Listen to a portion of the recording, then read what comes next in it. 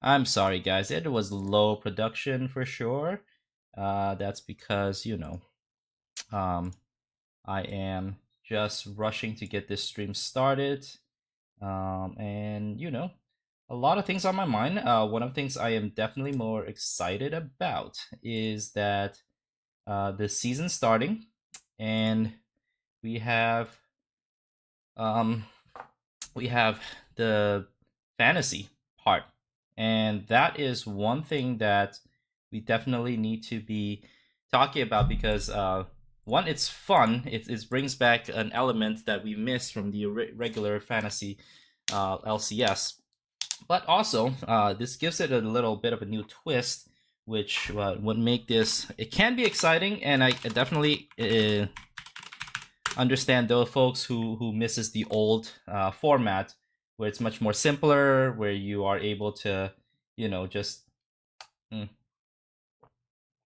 um, where things make more sense, and the managing of your roster is very, very much easier.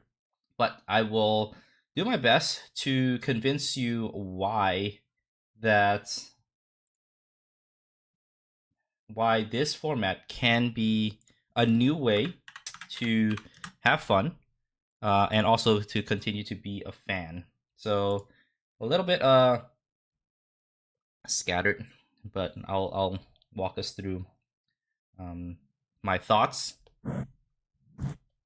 kind of give you a sense of my experience. So I'm not saying I'm an expert nor the best at this. Did play a lot of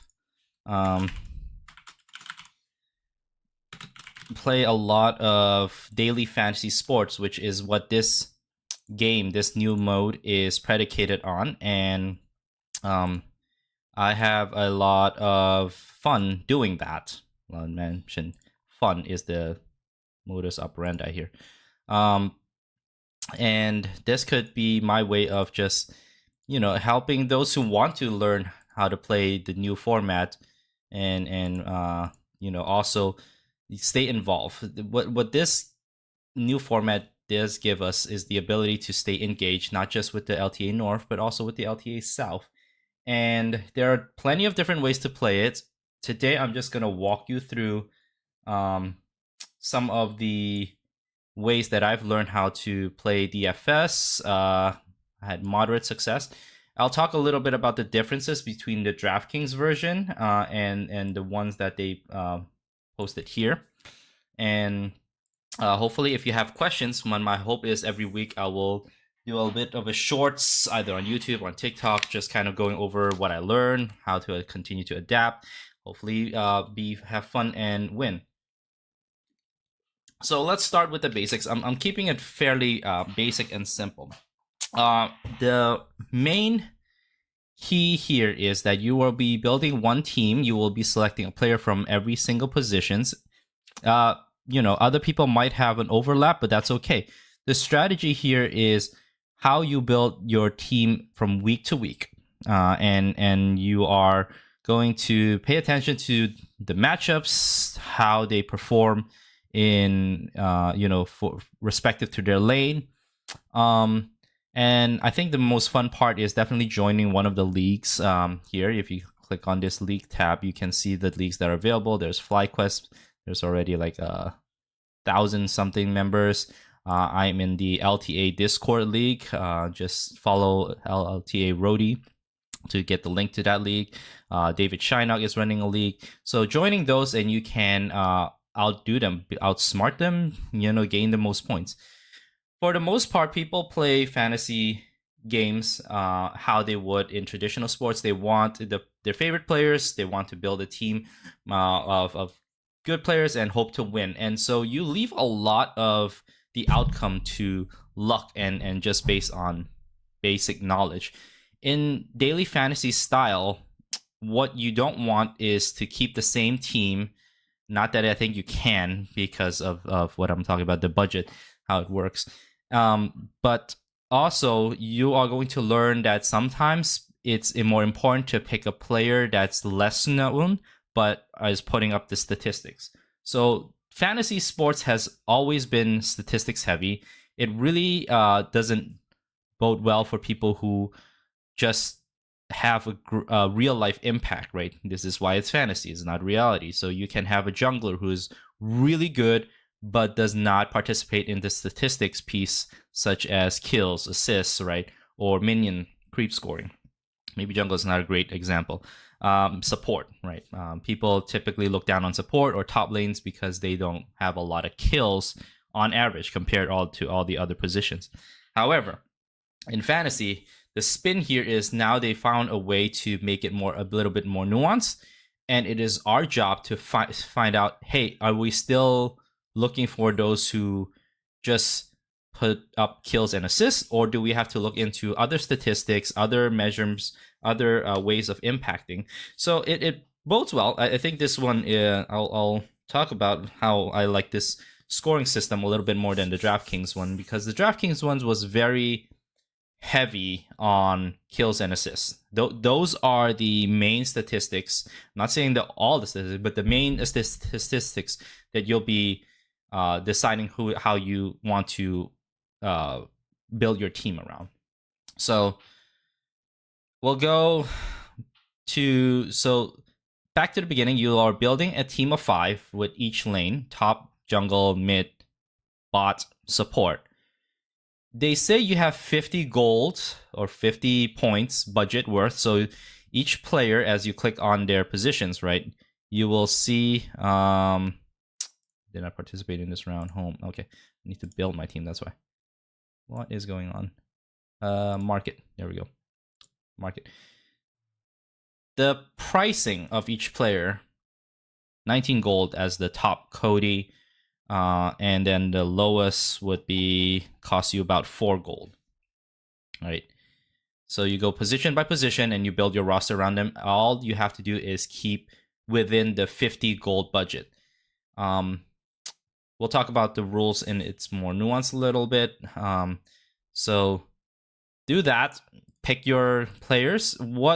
At this point, if you want to, just have fun, then pick the player that you like. But just know that it's really impossible to pick top players and fill all 5 spots with top gold. I mean, you have 5 spots. Maybe you pick 5 people that are 10 gold.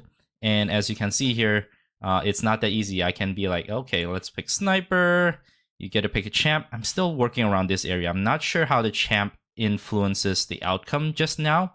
If my guess on how the sleeper app does it, picking the correct champ that the players select in-game will give you a point boost. Not sure if that works the same way, but we'll do that. You pick a player, you pick a position, I'm just going to show you what a $50 budget or 50 gold budget would look like if you just build a team around,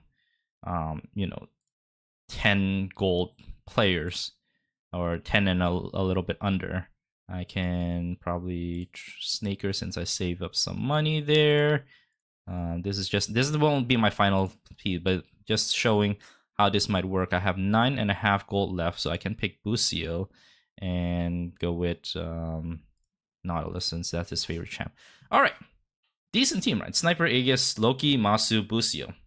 It's still a good, budget-friendly. This is an adequate team. So you can just pick this and just confirm your roster, and then hoping that you will outdo the other competitors, score around amount of points, have your favorite player. Boom. That's one way to play fantasy. For a slightly more competitive, you want to definitely look at the schedule. You are going to look into, let me pare it down. We want LTA South and LTA North only, right? And you look at who is facing against what team, because for the most part in fantasy, the winning team, regardless how a player performs, even down to the support or the player that's projected to score the least amount of kills and assists, as long as they're a part of a winning team, your chances are about 80 to 90% better in getting a high score, right? So unlike the regular fantasy games where you can pick the best player from a team, you pick what's that player's name? Nick Chubb from Cleveland Browns, for example, or you pick I can't even tell you baseball or football. I mean NBA. As long as they put up points, put up yards, put up touchdowns, you'll score points. That does not work well in leagues esports, as I learned from my past experience in DraftKings. It's the team that wins will most likely score more kills. That translate to more points, maybe more damage overall at the end and the calculation, and you also get points for winning. So we want our energy to focus on players that are likely to take a 2-0 weekend. Right, they're going to play Saturday, Sunday, both regions, and you're wanting them to win both games. So right off the bat, if you like FlyQuest, but you see FlyQuest as a tough matchup, they might split one game on Saturday, and then they have a game on Sunday that looks like they should win. You're taking a chance that they might not be as strong. Whereas, if you look into 100 Thieves, for example, can they beat C9? Sure. That's still a 50-50. So we go down the line and try to figure out, maybe now I have to look at the South teams. And for players like myself who hasn't paid a lot of attention to the South, this is a great opportunity to learn about, their style of play, which player does well, which team does well. And, this is the way to kind of build your team and select the player that you want to have a 2-0 weekend. That's your aim. I'm not saying that's always going to happen, but that is your aim to up your chances of scoring a lot of points. So that's one factor to run into. If you follow me a bit longer or check out my shorts, I will go into a bit more detail about how we find the better chances. If you're like, for example, I don't know between FXW7 or VKS who's going to be stronger. It might be a coin flip. Lion versus DSG might be a coin flip. There is a way to give you an idea who is more likely to win. Again, these are based on odds and chances. And if you follow me, I'll walk you through how that would happen. But for now, again, we're trying to have fun. We're trying to keep it simple. So schedule is one thing. Next, you want to look into the league rules. And I won't go over line by line what they all mean, but just give you a TLDR. But make sure you read the scoring rules, because that is the way for you to know how to take advantage of the player builds, the team builds. So basics, everyone gets 1.5 points for kills, 1 point for assists, -1 for deaths. The creep score is 0.01, so you're already knowing, like, on average 300 to 400 CS for an ADC by the end of a 30-minute game, right? 300 to 400, and that's what, 4 points. This stats is more of a small bonus and not something that I want to count on when I'm looking at the player that I want to pick. These are the main statistics: kills and assists, even deaths. Unless a player dies like 10 plus time, this won't have too much impact at the end of the day of your total score. So really, kills and assists still reign king. First blood, they're giving a bonus for first blood. You're going to look at players like Sniper, for example. Last year he has a lot of first blood, and he might get a bonus. That might help you determine whether it's okay to pay up for a player who consistently gets the first blood. And then there's performance bonuses, kill participation, which I thought it was awesome that they added this piece. Triple, quadra, pentakills now get the bonus points. DraftKings does not have this. Maybe FanDuel did. I don't know. And then, if they get 10 plus kills, they get an extra 3 points, which, as you can imagine, maybe bot laners and ADCs are more likely to get these 10 kills. So I think this gives them a lot of value, and people will gravitate towards spending up on bot laners and mid. Damage share above 30%, you get another 3 points. This is a very new statistics that I have not worked around yet, but I'm learning. I'm taking my time to learn about how that would influence the way I pick a player. Victory point, again, it's very minuscule, but as long as they win their game, they get a point. If they stomp, this is fun. This is new, right? They get a 10k gold lead at the end. And this goes for really big one-sided games. And if you see that on the schedule and you think, holy cow, I think FlyQuest is going to crush Lions Gaming's, then I want a couple of players from FlyQuest. So that helps. A perfect score, which is fairly rare, but it happens, gives you another point. Again, I'm not going to build my team based on too much on these because these are what they are, bonuses. Now, role specific. This is where the new thing comes in, where I've not seen in any of the daily fantasy esports games that I've played across different platforms, whether it's Underdog, whether it's DraftKings, whether it's PrizePick. These will need you to think a little bit further, and I'm going to really count on my spreadsheet guys to help me figure that out. But from first look, top lane, they would get damage shares and tank bonuses. Really, so they're looking at how much damage they've taken at the end of the game and how much they contributed to team fights. They get these bonus points. This is really hard to count on.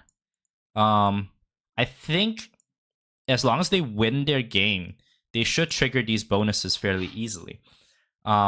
Jungle is objective focus along with the basic points, right?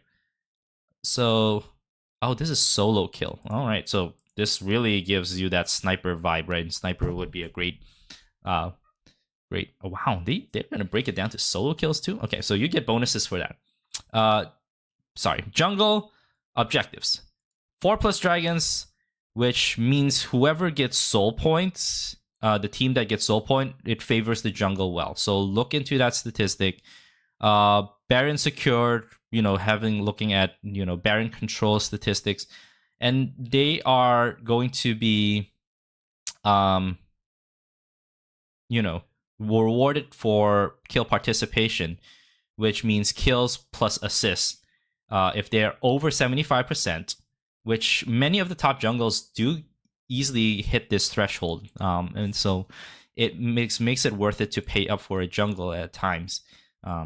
So, there's the role-specific scoring. For mid lane, damage share, which it's already implemented kind of here.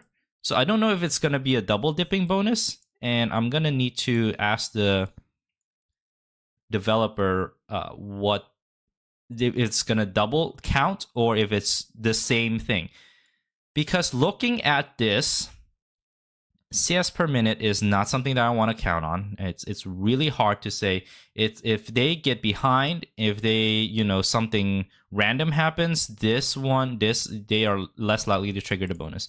I'm already seeing that mid lane probably is not a position that I want to invest too much on. I'm still going to aim for a good mid laner, but if push comes to shove with my budget remaining, mid lane seems to be a position that doesn't really benefit from a lot of additional scoring. So I might just pay value or less value for mid lane, the way I'm conceptualizing this right now. And I want to maybe pay a little bit more up on a bot lane, for example.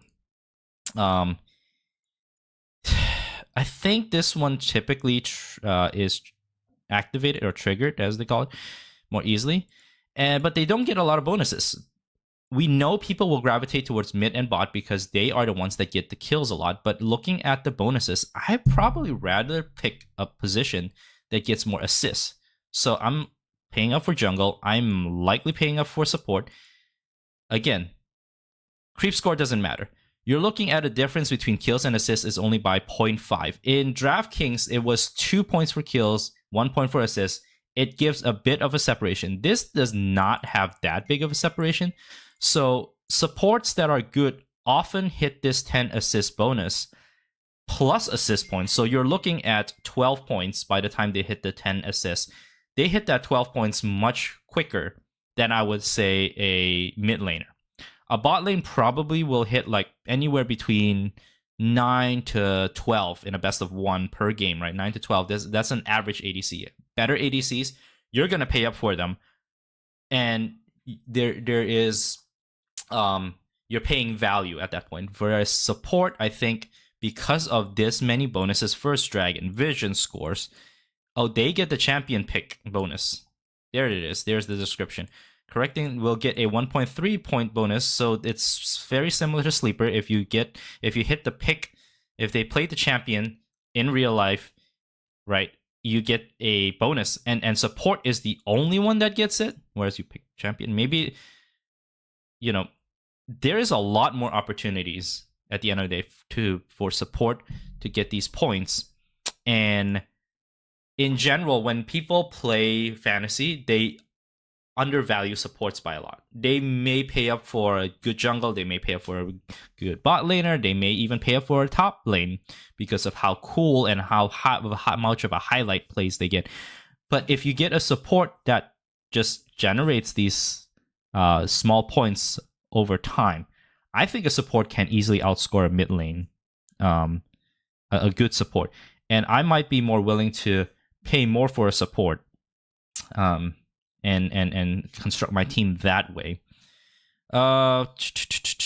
So there's some rewards too if you win for the most points. So you're playing against thousands and thousands of players who will be playing this. Spirit Bloom Yon, top 100 South Conference Spirit Bloom Yasuo. Okay, so Win Brothers, you might want this. The rewards will change again in Split 2. Remember, Split 1 is only best of ones. They have admitted that this is something that they will tweak over time, but this is the scoring we have right now, and I'm already excited to kind of work around this and start learning if my hypothesis is correct. I don't want to pay as much for mid lane, and I might be willing to invest a little bit more on support. All right. So that's kind of the 101 stuff. And I have a little bit of time, so I'll go over some of the more advanced strategies that help you think. This is not an exhaustive tutorial, but more so just kind of getting you to introduce you to the fantasy, the daily fantasy style of gaming.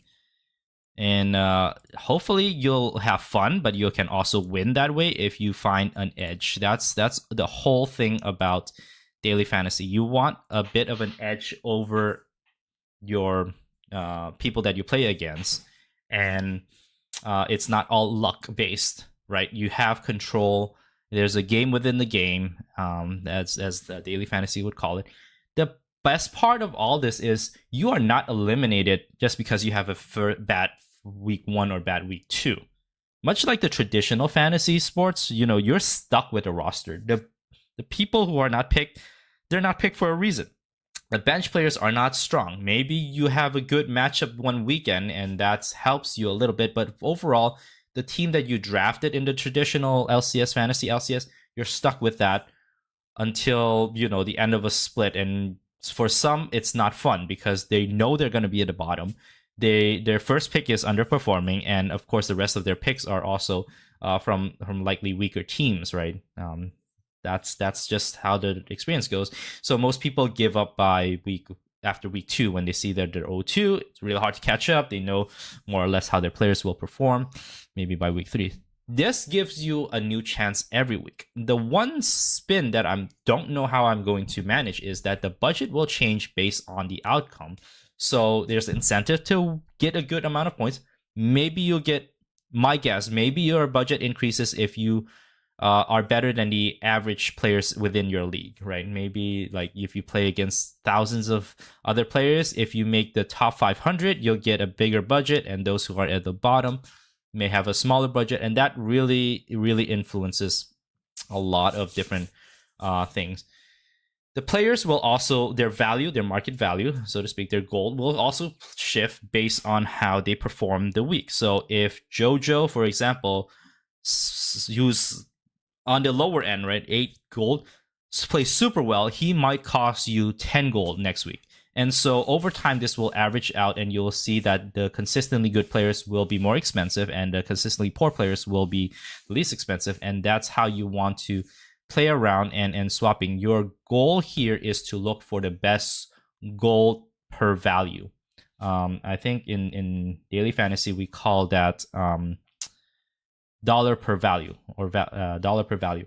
So value is, for example, if you think Busio is worth 9 gold and you pay 9 gold, he performed as expected, then you paid exactly for that value, and he should give you this amount of points. If you say you take Isles and he overperformed, then you got a lot of bonus points while paying low, right? While paying only 6 gold and he performs the same as Busio, right? Or maybe he performs maybe 2 points below Busio. Who's the better value in that example?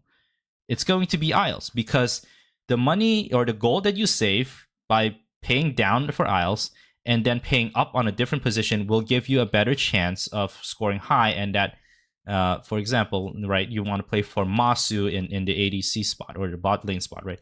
And you hit value there, but you earn but you're only able to pay up that way because you saved on support.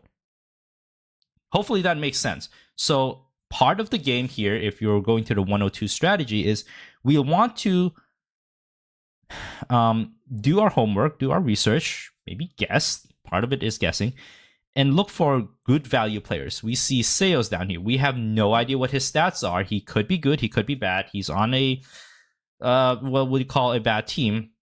But because he's such an unknown, I have a room to pay down and then pay up somewhere else.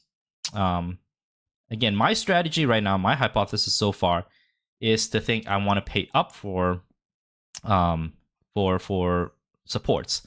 And looking at this list, Leviathan and Isurus I know are two of the stronger teams in South.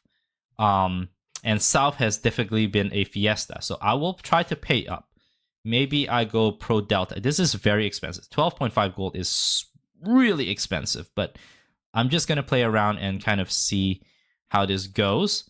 And then I still will pay for a good ADC, a good bot laner, just because they're predictable. They're more predictable, and hitting that value. I want as much control as I can on the predictable spots, and kind of go from there. Let me see who's Snaker. I don't even know who Snaker plays a lot of. And this is where you can go to Leaguepedia and do additional research. And all right, we're getting into some deeper stuff here, folks. This is something that I'm hoping to keep for future videos, but you'll get to see some of my processes on how I do a quick research. So we have no information. Split 1. Let's split 2. Go to player stats. Simply, we'll click on best KDA. Route SEO, Cody, 10 zones. We want. Excuse me. We want bot laner. So the best ones from this is IU from Fordia. Interesting. But Route has one. Wait. Yeah, Route has one more games. Snaker is 80. His KDA is not the best, but his win rate is fairly high. So that's another balance you'll have to figure out here. So he might not be the best bot lane I want to go with. So let's see if I can go for someone else. Seo. Okay. It's expensive. Well, 0.5 gold more expensive than... Oh, and they have the stats here too, so I can pick off from there. Let's just throw in Ezreal. So I'm paying up for my ADC. And then let's see. Again, I want to save a little bit on mid laner. So now I'm going to look into the schedule to see what can I get away with. Who is most likely to get a 2-0 potentially? I'm looking at Dignitas, who will play Shopify, and they'll play Lion. So Keen, very, very much in my radar. Gets a good kill percentage and 8.5 CS per minute. Plays Control, plays Silas. Let me go with Oriana to be safe. Right. Then I can pair up jungle mid combo. Now, that's not something that's, I don't know. It's not something that I would typically go for the pairing. A bot and support makes a great correlation stack, and that's the terminology that I hope that you learned today. Stacking. But change champion. But it's not a bad stack either. The mid jungle. If I need to save money, I'm thinking stacking later. But overall, you want to stack bot lanes. And then now I have 8.5 gold remaining. So maybe I play Sniper, Zolfe, Thanatos. All these have good potential to do some what do you call it? Solo kill. But 100 Thieves has a tough matchup. It goes against C9, goes against Team Liquid. So Thanatos, potentially? He's a great solo laner. And I want to take advantage a little bit of his ability to dominate in the laning phase. So I'm going to look to that. And I'm going to need... This is my other website for statistics. And I'm already giving you a lot of my research secret. This is just very brief research, by the way. Some of my fellow fantasy team players, fantasy teammates, they go really deep, and I think you should tap in. When I find out who's doing what, I'll let you know, so that you are going to be as informed as you can to build your team. The best part of all this is definitely that, you know, that we are changing up every single week, and that you get to figure out which players fits under in your budget and which players do well. So let's see, Thanatos 67, so good win rate, kind of gets the kills. See, Impact, Sniper, 30, Whippo all have better kill numbers. I can't afford Whippo for sure. Maybe I can go 30 since Dignitas is having such a good. Dignitas has a good what do you call it? Matchup. We'll put him on Sante, and that's a popular one. I still have money left because of how cheap Shiden is. So maybe I update this to Yawn. Yawn plays 100. Yeah, let's give that a try. Yawn. Go back. I want to see the statistics on who Yawn plays a lot more.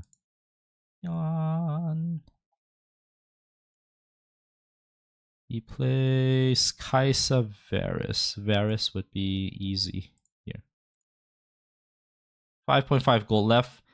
At this point, I don't mind having some gold left over. Some people might try to push up. I think I'm getting a huge discount on Shiden. I'm not saying he's the best, but the value is there.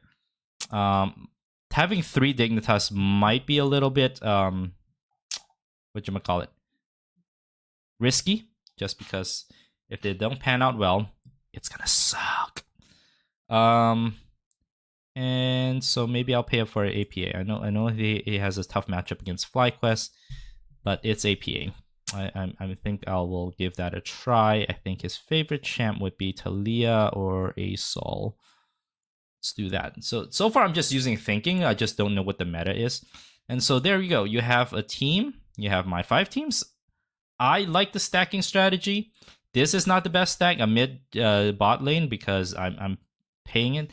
I might change this around, but that's how I build my team, and then I want to go forward and hope for the best for this week. By Tuesday, I get to tweak it. I'll get to tell you all about what I learned about how I spend and where the good spots I hit, where the mistakes I made, and if my hypothesis worked out well. So hopefully you learned something from this. Have fun. Join a league. I mean, the Discord league for sure. I'm gonna put it up here. Discord has a league for LTA North fans. Here we go. You go to our Discord. It's pinned at LTA North General under the announcement. You can go to Dave Shinux league. You can go to League Rundown. Let's go to League Rundown community. Show you guys, this is a fun community that I'm always a fan of. League Rundown. If you want I can share the link to you. Just hit me up. Be a Fan podcast on Twitter, on X. Let me show it to you all. Be a Fan. All right, Be a Fan podcast at Be a Fan, and I will hit you up with the links if you want to join some of these leagues that I'm in. And again, we're playing for skins, we're playing for pride, we're playing for fun, and we get to learn about all the different players from both regions and have fun this split. So until next time, hopefully you learned something. Let me know if this has been helpful. If you want to learn more, also follow me on TikTok, Be a Fan Podcast as well. I'm going to try to put everything on X for sure, on Twitter. Until next time, all, continue to be a fan.